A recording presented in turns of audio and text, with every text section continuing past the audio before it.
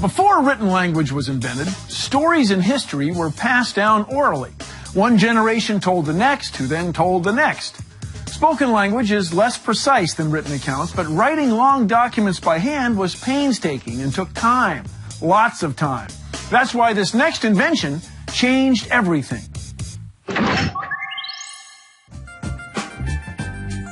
Newspapers, magazines, maps, books, and other printed materials can be found just about anywhere. But this wasn't always the case. Books used to be rare because they were expensive to duplicate, and the materials needed to make them were in short supply.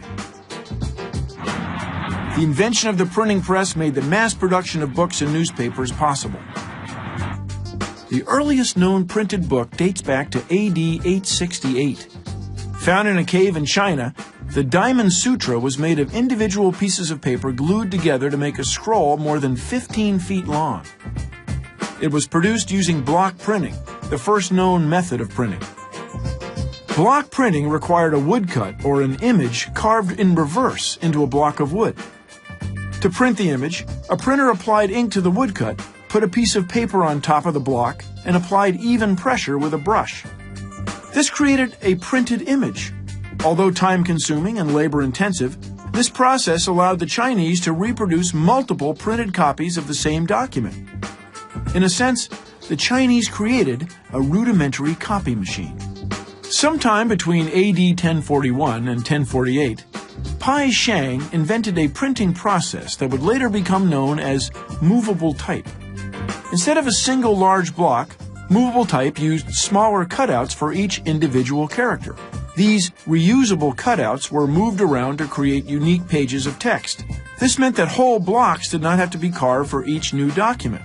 In Europe, educated men called scribes tediously copied books by hand. A large number of scribes toiled in monasteries, copying thousands of documents for the Catholic Church. It reportedly took an entire year for one scribe to transcribe one copy of the Bible. All that changed in 1436 when Johann Gutenberg, a German craftsman, introduced movable type to Europe. His printing press changed the world. Gutenberg developed metal movable type. The advantage was that after the initial carving of a mold, many identical type pieces could be cast quickly. Gutenberg began the laborious process of printing the Bible in 1450. Each page required about 300 different pieces of type. 3 years later, Gutenberg had printed about 180 copies of his Bible. That's not a large number by today's standards, but it was a breakthrough in the mass production of books. Gutenberg's innovation, referred to as the art of multiplying books, spread quickly throughout Germany and the rest of Europe. The Gutenberg press was so efficient and effective that it remained virtually unchanged for about 300 years, until the dawn of the Industrial Revolution. Today, some high-speed laser printers output 45 pages per minute. This type of printer could duplicate Gutenberg's 1,286-page Bible in less than 30 minutes. Within 50 years of Gutenberg's invention, thousands of inexpensive books were in print. Access to books increased literacy throughout Europe.